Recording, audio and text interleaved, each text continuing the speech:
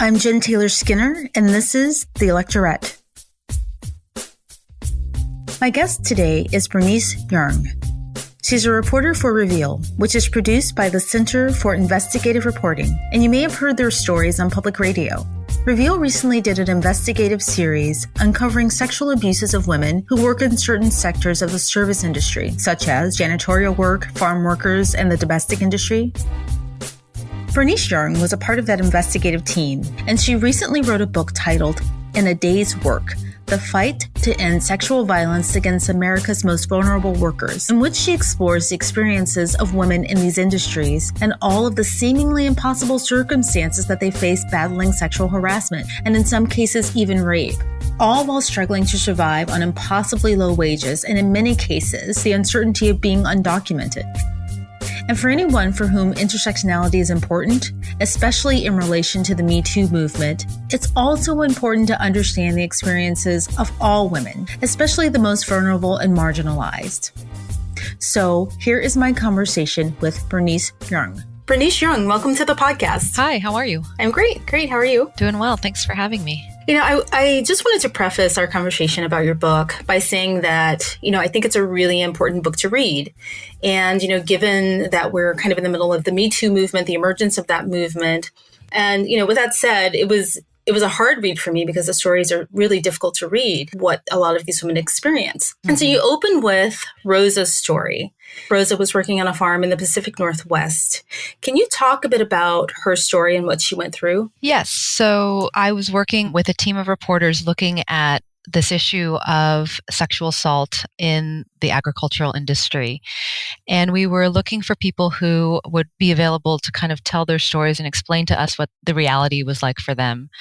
And so we were going in search of farm workers who had filed lawsuits or had otherwise engaged in some kind of more formal way about making a complaint. Because I think for us, it was really important that we had documentation, we had information that was vetted to some degree. And so we came across this lawsuit involving Rosa, which is not her real name, and began to do some outreach to her. So we went and we visited her in the Pacific Northwest. She had been working at a farm there, and we wanted to see if she would be willing to speak with us about what she had experienced.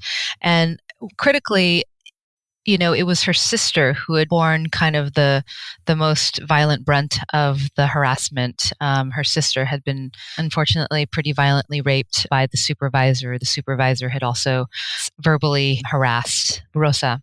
We made a really concerted decision to not approach Rosa's sister directly because we could tell from some of the court documents and the psychological evaluations that were part of the documents that it was maybe just too much. We would be re-traumatizing her.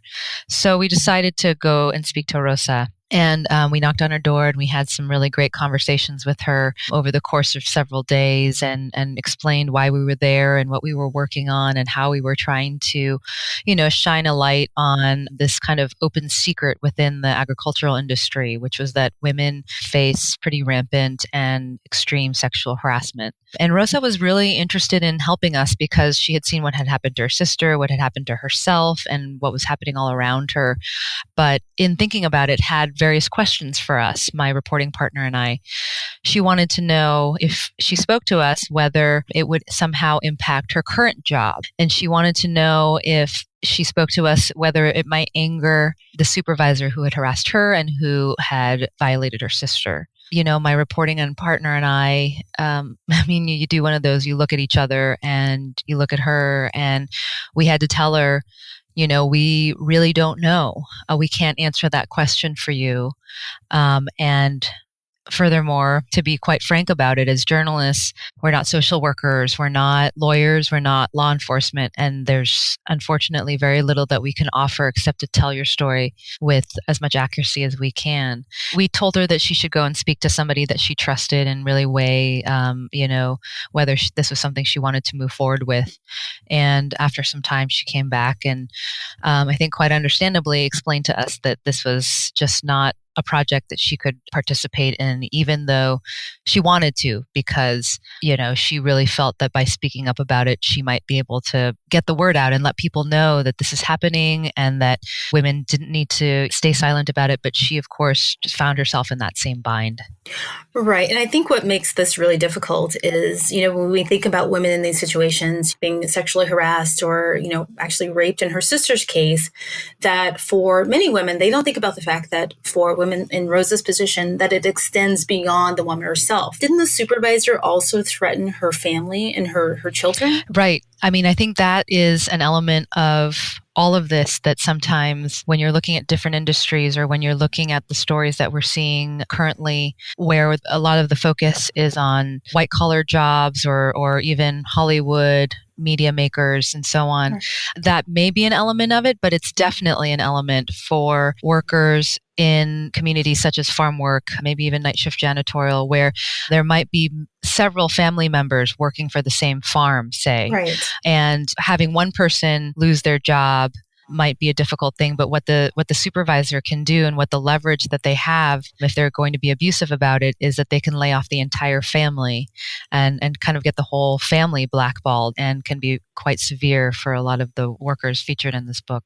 Right. But then there are further risks because often these families are undocumented, right? So not only is there a risk that they would lose their jobs, but there's a risk of possibly being deported.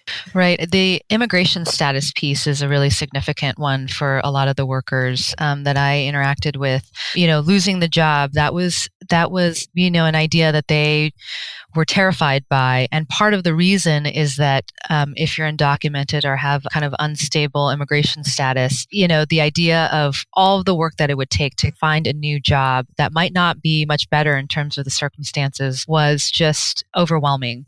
They knew that they were often in jobs where they were perceived to be dispensable. They knew that somebody would swoop in and take the job that they had in a split second if they were let go.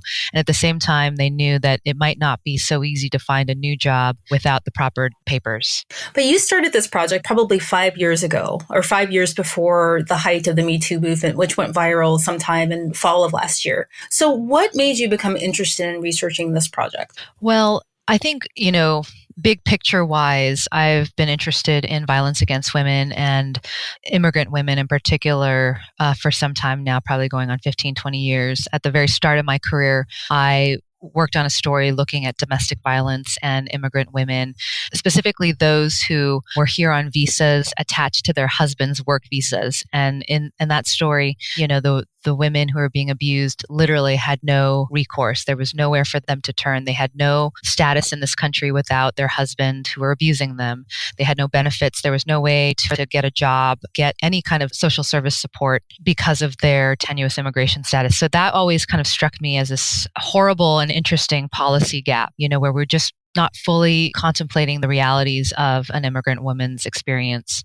I come from an immigrant family, so I think I was already kind of predisposed to trying to understand the immigrant experience generally.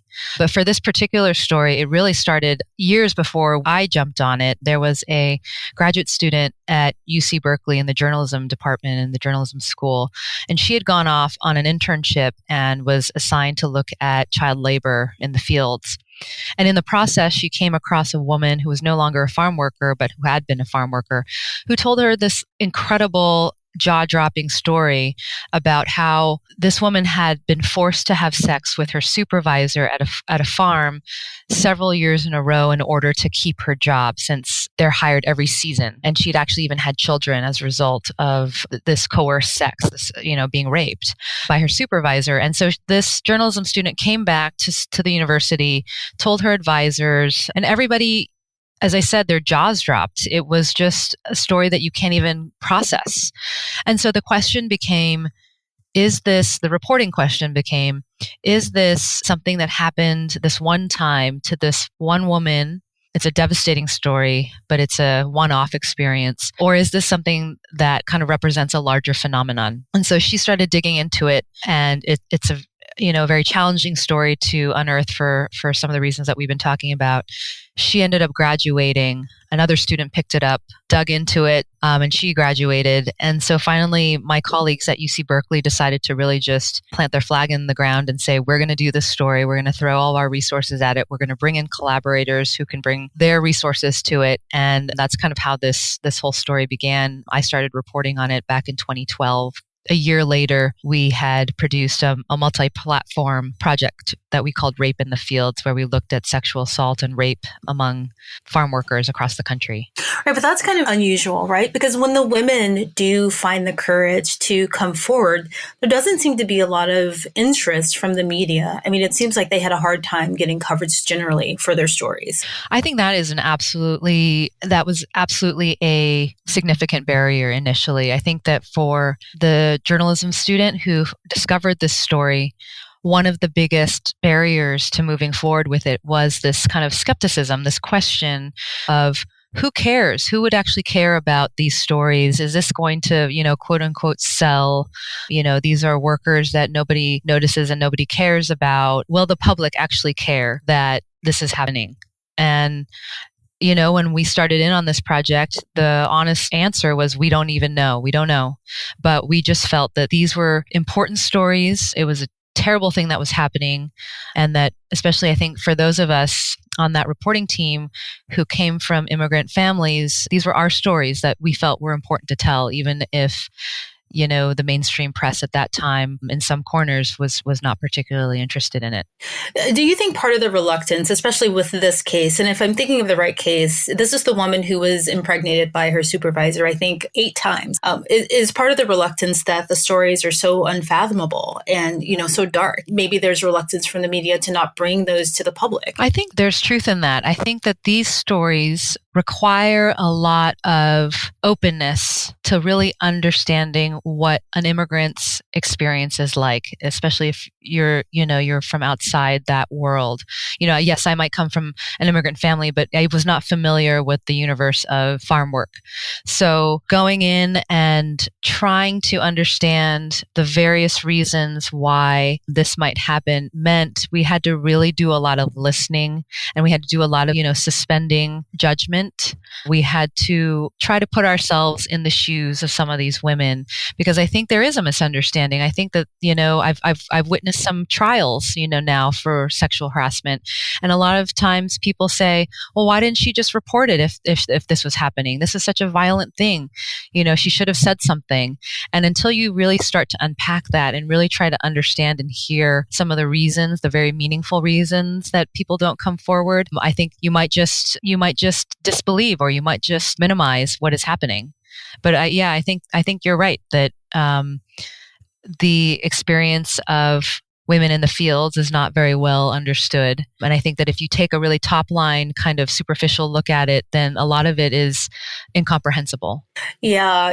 That question always gets me when people say, oh, why didn't she just come forward? We hear that with people reporting stories of harassment and stories of assault all the time. Right. But especially with women who are so vulnerable like this, it just reminded me of a quote from Miriam Zaringhalam. So when I interviewed earlier, she was the head of New York's chapter of 500 Women Scientists. And in our interview, she said, "We can't expect marginalized communities, especially ones that find their lives are constantly under threat, to stand up for themselves in places where they don't feel safe." She said that in the context of immigration, and I think it was just after the first travel ban. But that just really stuck with me. People who don't really understand what people are up against in these marginalized communities and why they can't just go out and protest for themselves or, write letters to their congressmen, because generally they don't feel safe. And I think, it's been really important and powerful to see the Me Too movement and to have so much kind of laid bare through all of the media coverage that it's gotten, because look at how difficult it was for some of the most powerful, famous, wealthy individuals in this country, how difficult it was for them to come forward. There was so much on the line, so much riding on it for them. It was very bold what they've done. And right. So you can imagine for women who don't have those kinds of financial resources, who are in fact living paycheck to paycheck and hand to mouth. And for those who don't have confident immigration standing, and who might have very complicated lives because of poverty, who might not even speak the language fluently, and who might not be familiar with the laws that protect them. All of those things just layer on top of each other to the point where I'm frankly amazed and astonished that so many women from some of these industries do come forward at all. Right. I want to talk a bit about the current political climate, right? Because I think one of the main things or the primary thing that makes these women so vulnerable is their immigration status. They're driven to work in the shadows. And because they're working in the shadows, they are easily victimized. Right. But, with the current political climate and the ICE raids and people being snatched off of the streets while they're taking their kids to school, I would imagine that women are being driven further into the shadows. I think that, I think about this a lot, whether we would have been able to do this story, these reporting projects in this moment in time. Because I think the dynamic has shifted quite a bit, and the anxiety that immigrants feel is real.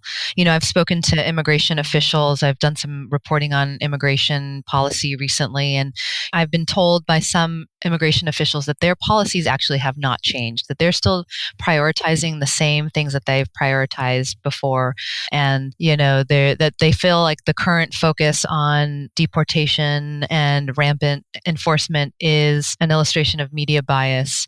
And I don't have the hard numbers to tell you one way or the other how that's playing out, but I can tell you that the anxiety within immigrant communities is real. What that translates into practically on this issue is that those who were perhaps hesitant already to talk about this issue, this does not aid in helping them feel more comfortable about coming forward. Right.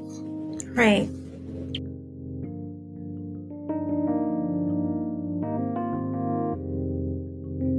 This episode is brought to you by MeUndies. While MeUndies can't totally help your love life this Valentine's Day, they can offer you insanely comfy undies and loungewear to buy or gift. MeUndies has so many awesome Valentine's Day prints and styles. Plus, you can match with your partner, friends, or even your pets. This Valentine's Day, give the gift that'll keep them thinking of you and score huge site-wide savings at MeUndies.com/Spotify. That's MeUndies.com/Spotify. MeUndies. Comfort from the outside in.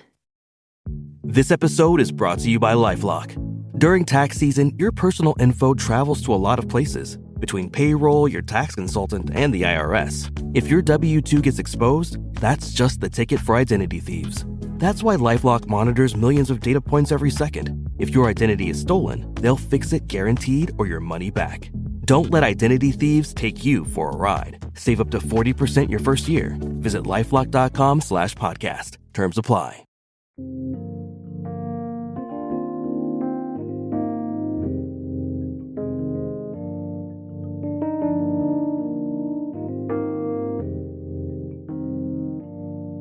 So I want to talk about the Maintenance Corporation Trust Fund, MCTF. That's an organization that you talk about. Can you tell us a little bit about what they do? So the Maintenance Cooperation Trust Fund, they're this kind of fascinating nonprofit entity. They're based in California. What makes them really fascinating is that they try to advocate on behalf of non-unionized janitors specifically. So they've done a lot of work around janitors who've been stiffed on their payment. They've helped educate janitors about the fact that they don't have to buy their own supplies. They've helped them navigate around work hour and work conditions. And they've really taken on sexual harassment as a cause in recent years. They had been hearing about it, but it was hard to know exactly how to really tap into that issue since no one wanted to talk about it.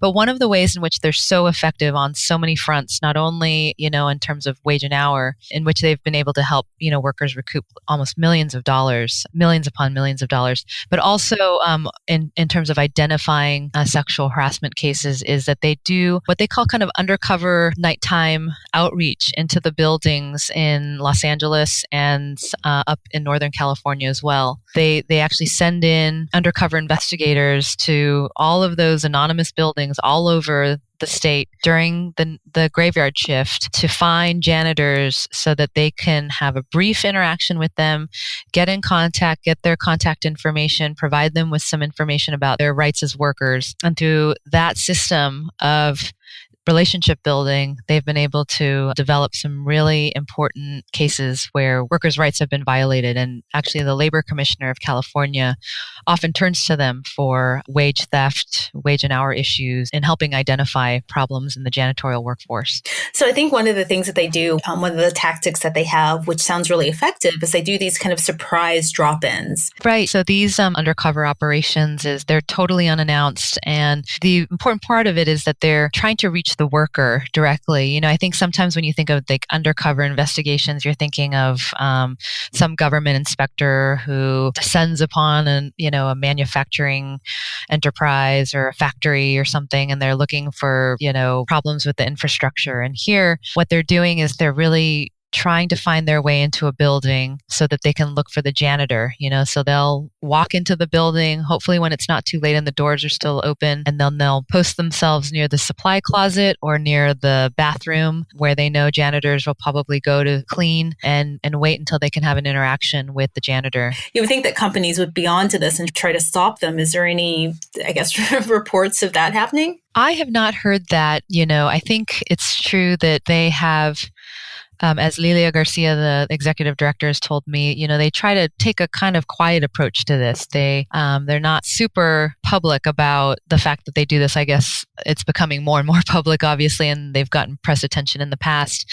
The fact is, the people that they hire as undercover investigators are sometimes former janitors, and they pass. They are not suspicious, and so they just have their tactics that they've honed over the years. Maybe this is more of a philosophical question, but do you think that this type of work just attracts predators, or is it the other way around? There are people in these positions and supervisor positions, and they see that there are women there who are vulnerable, and that kind of brings out this predatory nature in them. I think that there's, as in any industry, including Hollywood or the news media, there are certain people who are inclined to engage in this type of behavior because I think at the root of all of this is an interest in abusing and exploiting your power.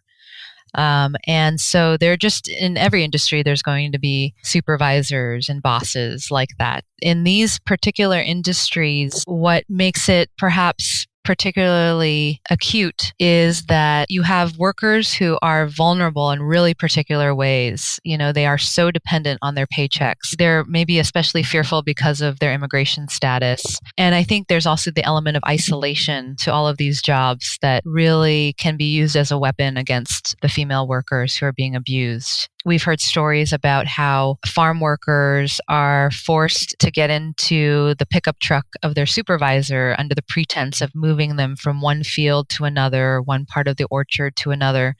And that's kind of where the opportunity is created, for them to be assaulted. We've also heard of night shift janitors who, are attacked in supply closets or in bathrooms where supervisors know there will be no video cameras. And then, for domestic workers, sometimes it's one worker in someone else's home. So the isolation makes sexual harassment kind of a very particular workplace hazard for these workers. Right. And so you talk about how in some of these circumstances, when women do come forward and they actually lodge a formal complaint, what they're complaining about typically is not getting their wages, not being fully paid, or being unfairly fired. And often they don't actually talk about their experiences with being sexually harassed or assaulted. Why is that? Does that speak to the level of desperation or, the financial need for these families? It's a really interesting phenomenon that I heard, first from a community worker in the Central Valley of California named Jesus Lopez. We've heard this time and time again from a lot of people who are on the receiving end of complaints about very extreme sexual harassment and assault at work. The shame and the fear of not being believed and immigration status and, all of these issues that we've been talking about that make it difficult for anybody to kind of come forward about sexual harassment at work just prevents them from coming forward. And it's really at the moment where the problem is starting to impact their pocketbook and their bank account that it drives them. It's an incredible motivator to step outside and way outside their comfort zone and to begin to report something. Because what Jesus told us is that, one of the first farm worker sexual assault cases that he encountered, it it wasn't about sexual harassment. This particular farm worker came and tried to see him. And when they finally met, she was complaining about a few dollars basically that were missing from her paycheck. And he could tell that there was a lot more going on, but she had been fired and she was trying to recoup a little bit more from her paycheck that she was owed. And it was only after so much, patience and prodding that finally she admitted that she had been raped on the job and that her boyfriend, who tried to complain about it, was also fired from this farm. And so this stuff is so deeply buried, and so many women just kind of hold it in and try to continue on. And it's really the financial precariousness of it and their lives is really kind of what tips them sometimes into going outside of what they're comfortable with and reporting sexual harassment. Well, I would imagine that the financial piece is really important because perhaps they see it as a way to move forward. Maybe they can pay for their children to go to school and, not have to do the work that they're doing, or, possibly it's a way to move away from their situation, to move into a different city or a different area, I would imagine. Yeah, and I think a lot are also they're not only providing for their livelihood here and maybe kids here, but they might also be sending a significant portion of their paycheck back to the home country, So what they're earning here, is just subsistence. The rest of it is going home. And I think that adds to that desperation, that adds to that whole calculation, because it's not just one or two or even three people that might be completely dependent on your paycheck. It might be an entire extended family back. So you talk about a study in the 60s by someone named Neil Malamud, and he was an undergraduate at UCLA. And I think the study was about sexual violence, right? But something interesting happened. He had a conversation with some friends, or he had an experience with some friends that prompted him to throw a last minute question into the study. Can you talk a bit about that study and what was uncovered? Right. So Neil Malamud, he was at UCLA. He was really interested in this question of whether media influenced men's aggression, especially sexual aggression toward women. Because at the time there was a lot of, billboards, magazine ads, for every type of brand where the violence against women was being glorified. It was being used to sell all of these products. And he was concerned, or at least very interested in figuring out whether that fed violence against women. And there were people who were saying, well, no, it's just dramatic and interesting media. And others who were saying, yeah, of course, it's planting the seed and showing and really kind of supporting the idea that violence against women is okay. And in fact, it's sexy and it's glamorous and it's glossy and all those things.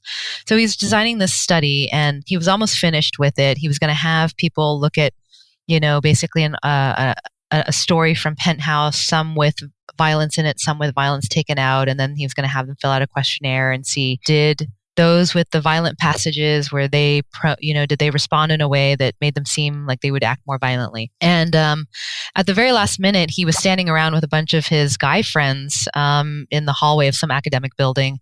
And one guy saw a woman and, she passed by and he said to the group, wow, she's really hot. If I could jump her, I totally would. And all of the guys just kind of nodded their heads and were like, yeah, right. And it really stuck Neil Malamud as surprising.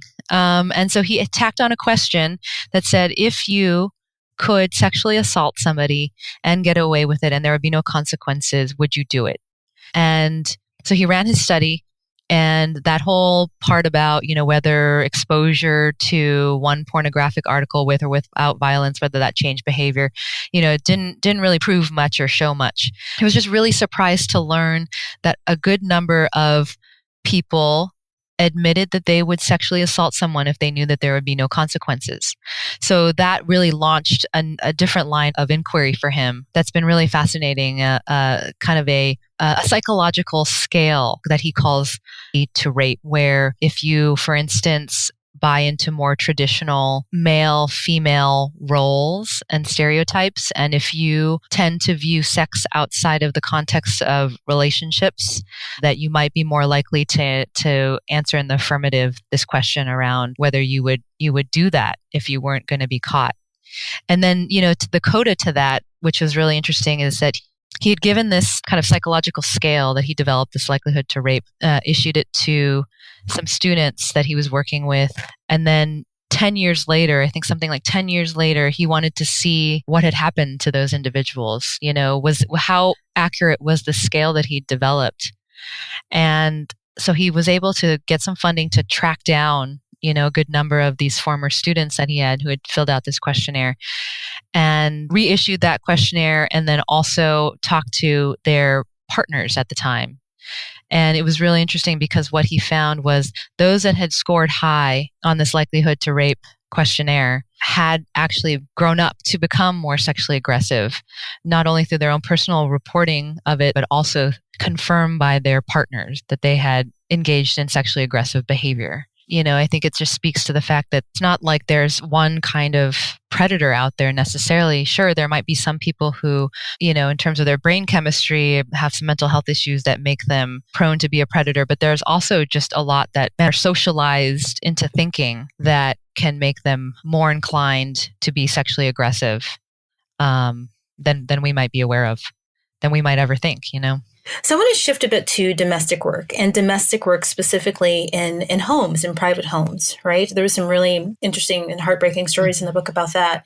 And I think one of the things about domestic work is that often, speaking of isolation, these workers are in the home of their abusers. They often live in the homes of their abusers. And you talk about one story, and I think this was featured in the New York Times, where this woman worked 18 hours per day, and she wasn't given a bedroom.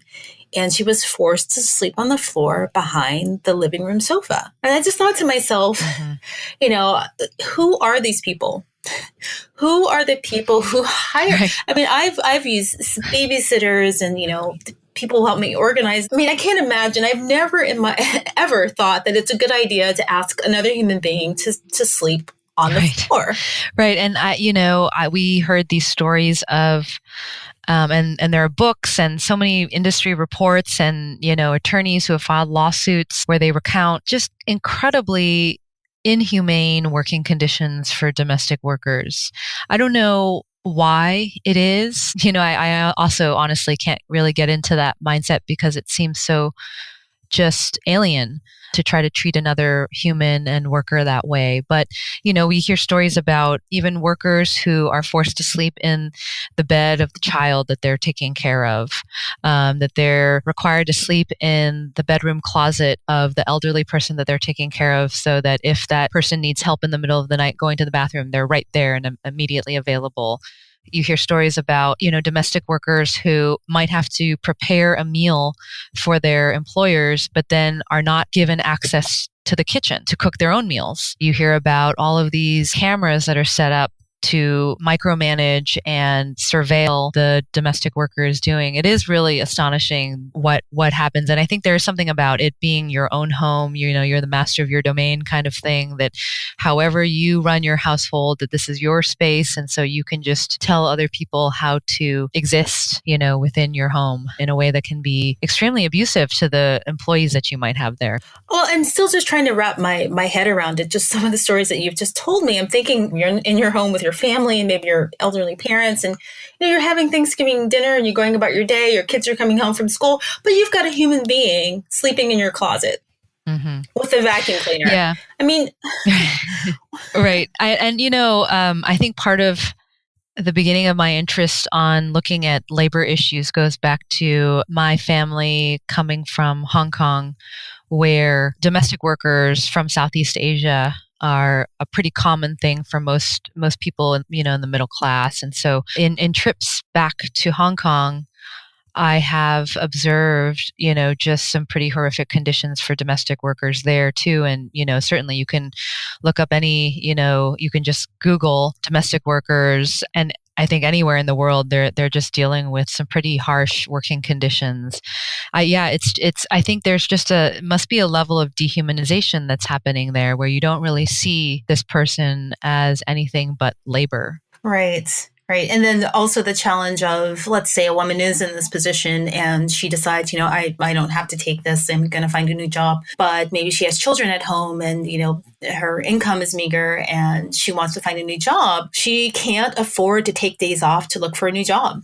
and go to an interview and put in job applications, and if she's operating on very little sleep because she's been sleeping on the floor, I mean, these situations are impossible. Right. It's such a bind. And then the other element too is if you're a live-in domestic worker, if you decide that, you're in an abusive situation, you're being exploited, you're maybe even being sexually assaulted, this is your home. Right. So if you quit, you leave, then you're now homeless, which was the scenario for one of the women featured in the book, June Barrett. She talks quite compellingly about how she often had to stay in job far longer than she would have preferred, but she couldn't risk being homeless. She had to figure out a way to tee something up, a new job, before she could leave. And I think this is also a scenario where organizations like the National Domestic Worker Alliance, they've been doing a lot of work around human trafficking, because there are also too many stories of individuals who, they get a job as a live-in domestic and nobody knows they're there. I mean, they're literally behind closed doors. Sometimes if they're brought from another country, their passports might be taken away. They might be underpaid, and they might not speak the language. There's just no way to really get outside of that really, really difficult scenario, abusive scenario. And some of that fits the definition of human trafficking, human labor trafficking. So being a victim of sexual assault or rape or sexual harassment hard enough without having to go home or actually live in the home with the predator, with the person who's abusing you. I mean, that just compounds the situation. And I think one of the women that you talk about, she was afraid because she knew that each time her employer would come home for lunch from work would mean that she would be assaulted. Right. And he apparently started out by bringing home coworkers and secretaries and so on. She would see this employer and his behavior. And so when he started showing up without, any women in tow, it was a clear signal about what that meant. And it was not an easy way out. And she became really angry. And, but it's hard to broach even with this man's wife, because this guy was married and his wife had a job far away. So she wasn't home very much. So she never found a way to really discuss it with her. She didn't know how to say something. It's really kind of an untenable situation to find yourself in.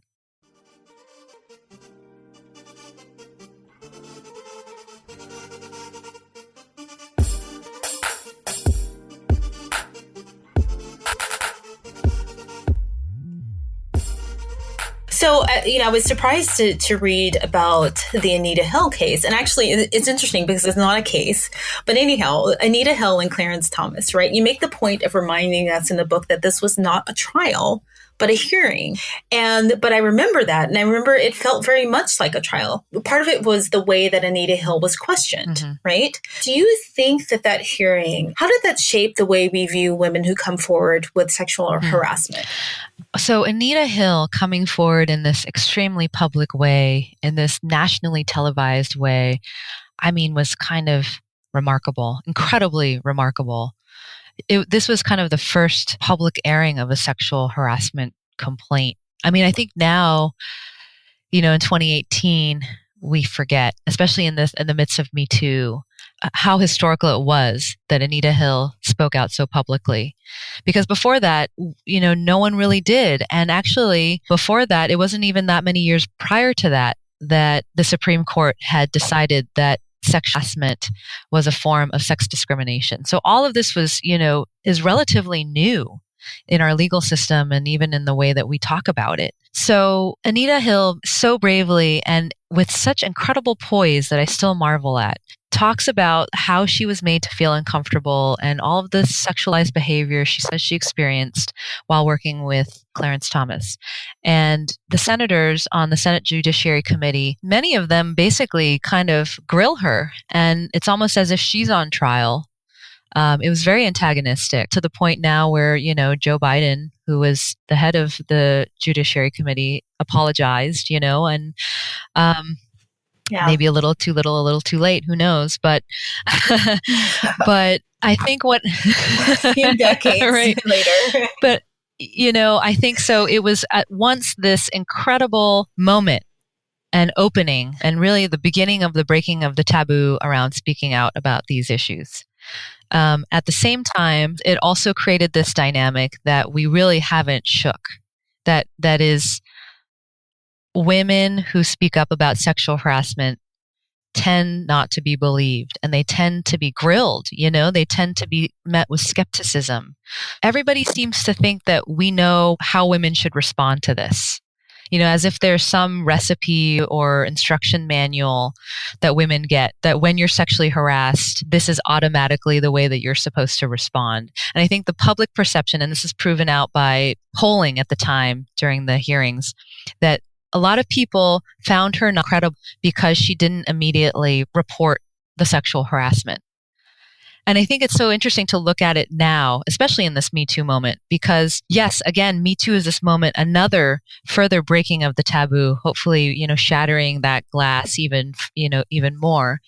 But what it also illustrates is even some of the most powerful women amongst us had an incredibly difficult time speaking up about some very extreme sexual harassment. And sometimes it took years, if not even decades, to come forward about these horrible things that happened. And so the very idea that, if it really happened, then a woman would automatically feel so outraged that she would go and report and make a big fuss about it is not actually how most women respond.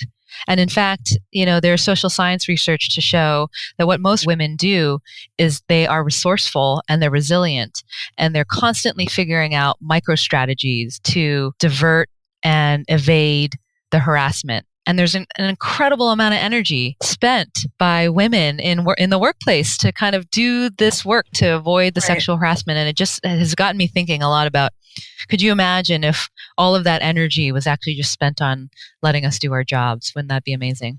Yeah, that is amazing. That's an excellent point, right? Yeah, I think we just want to get on with it. We just kind of want to think about our careers and think about the work that we're there to do, right? And think about our own passions, right? And we don't want to be seen as complainers. We want to be known for the quality of our work.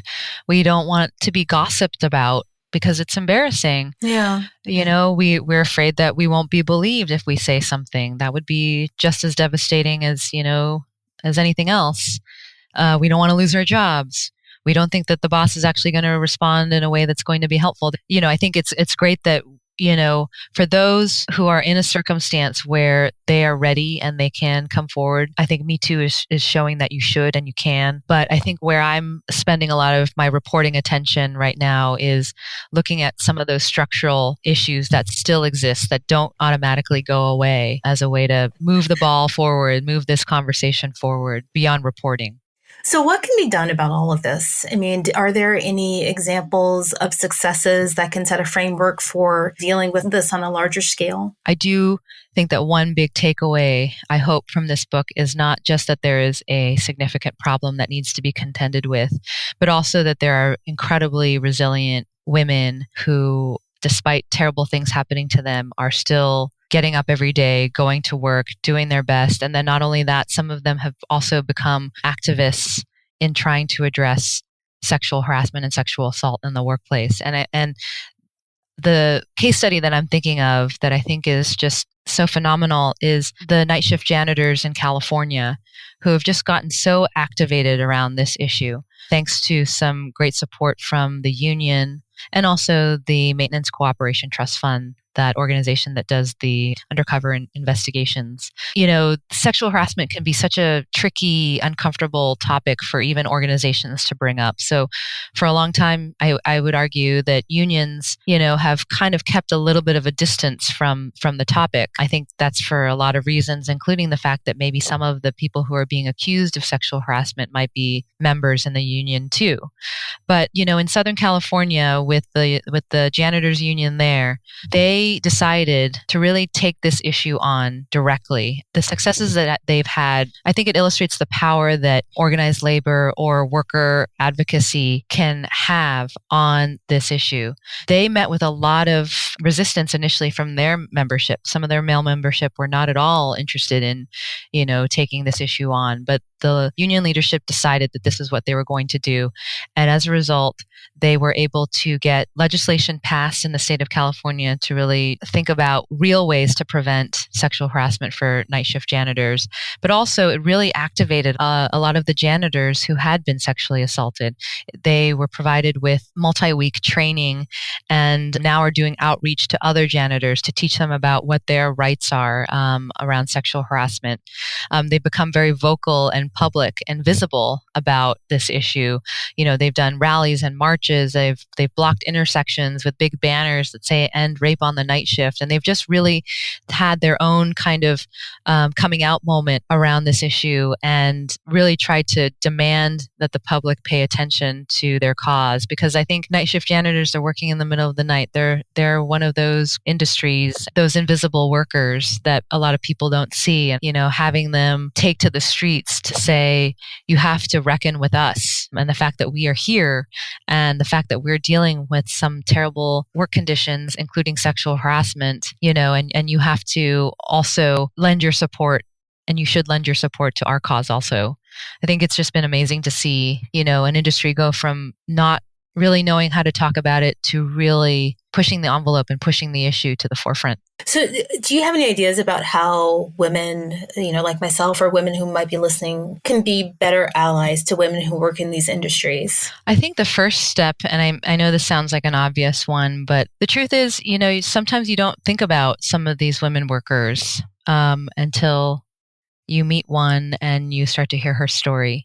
And so I think that first step is maybe what's happening with Me Too now, where there's this effort to be more inclusive of who we're talking about when we're talking about women workers, that we're not just talking about women working in offices or in glamorous jobs, that we're also talking about women in manufacturing and law enforcement and the farm and every other industry. So I think just broadening our lens and just having a, all women, all industry point of view, not an us versus them, kind of trying to eliminate some of that class distinction. Yeah. So the question is, okay, how do we interact with some of these industries in which we might be concerned about the women working in these fields?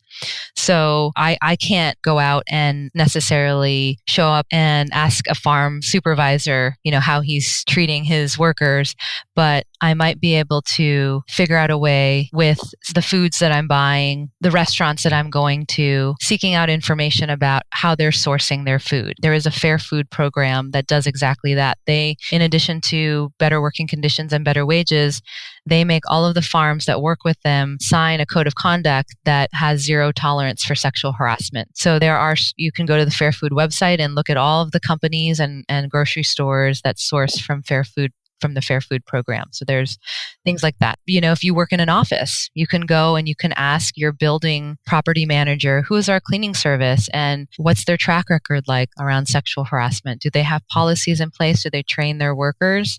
Some of the workers here at our building used to work at night. And after we did this story, we realized, one of the things that some of the workers would like is if they could work during the day. We asked our property management company if they could ask the janitorial services company to shift the hours of our workers, and it's really not at all an issue for us. It's things like that. I think figuring out how do we interact with some of these industries where there might be workers that are maybe harder to access, but who just by asking the question and making employers and making companies and corporations, putting them on notice that we care and that this is a value that we hold as consumers, I think is critical. Those are excellent suggestions. Those are excellent. Well, Bernice Yeung, thank you so much for joining me today. The conversation's been really meaningful to me. Thank you. I really, really appreciate your having me on.